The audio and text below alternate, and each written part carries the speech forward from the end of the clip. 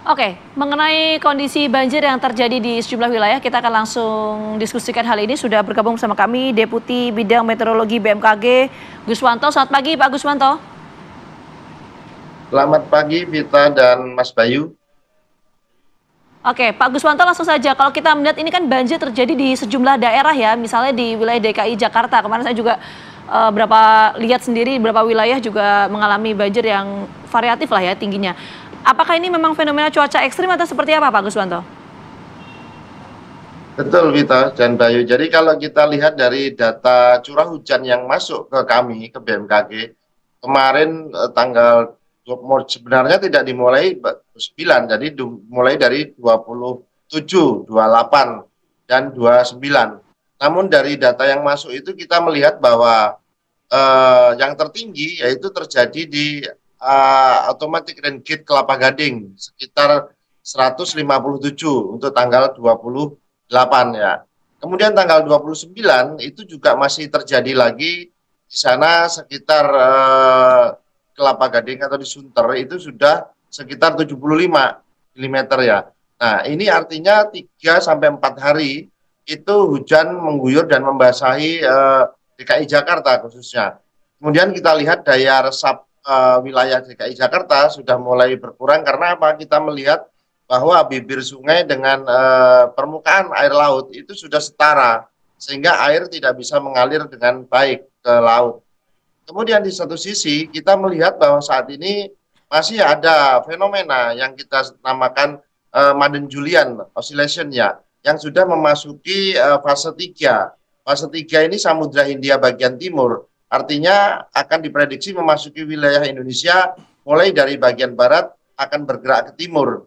Nah, saat ini pada hari ini yang terjadi juga kita waspadai yaitu daerah misalkan Jawa Tengah. Kalau berdasarkan citra radar satelit BMKG, citra radar ya, saat ini Cilacap, kemudian Jogja itu juga masih terjadi hujan.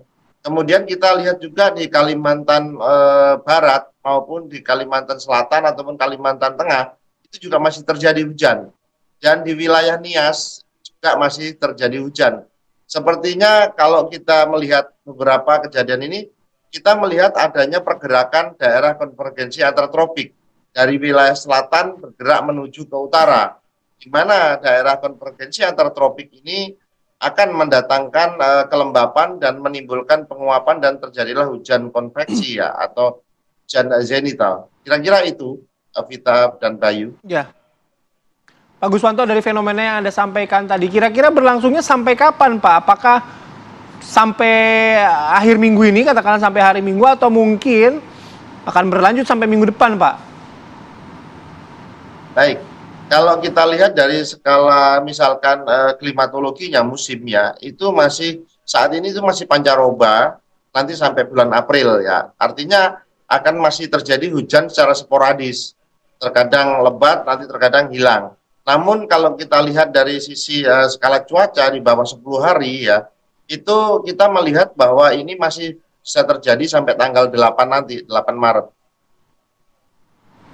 Oh, sampai minggu depan berarti Demikian. gitu. Nah, soal sporadis Ya. tadi, Pak, apakah sporadis juga berkaitan dengan curah hujannya atau intensitasnya merata, atau mungkin ada di satu wilayah yang justru lebih tinggi dibandingkan wilayah lainnya, Pak? Betul, jadi secara sporadis artinya dari sisi waktu, terkadang hari ini terjadi, mungkin besok menghilang, kemudian muncul kembali. Ini karena seperti kita lihat, ini adalah karakteristik hujan di musim pancaroba ya.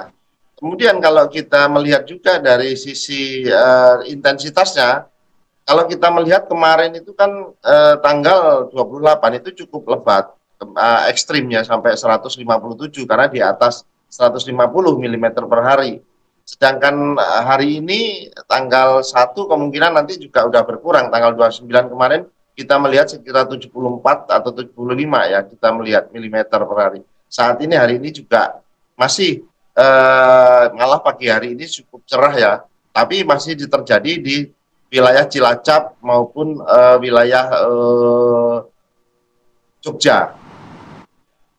Hmm. Oke, Pak Guswanto, kalau cuaca ekstrim ini masih akan terus terjadi sampai 1 minggu ke depan, wilayah-wilayah mana yang harus diwaspadai dengan potensi cuaca ekstrim dengan intensitas hujan yang cukup tinggi, Pak Guswanto?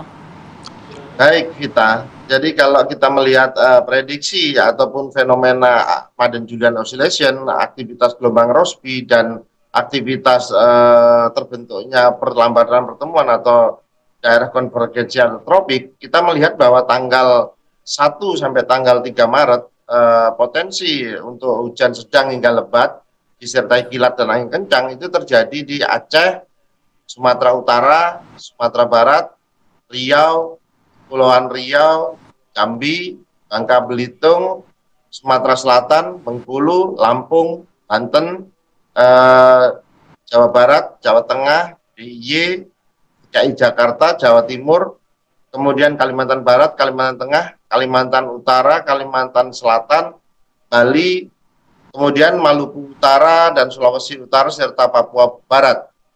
Sedangkan tanggal 4 sampai 8 Maret kita juga masih memprediksi yaitu di Aceh, Sumatera Utara, Sumatera Barat, Riau, Kepulauan Riau, Jambi, Bangka Belitung, Sumatera Selatan, Bengkulu, ini ada Lampung dan seluruh Jawa juga masih masuk ya.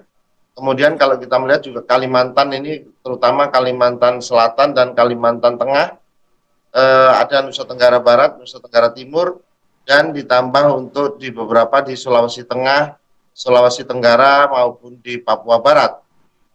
Kira-kira itu yang bisa disampaikan Mas Bayu dan Mbak Vita.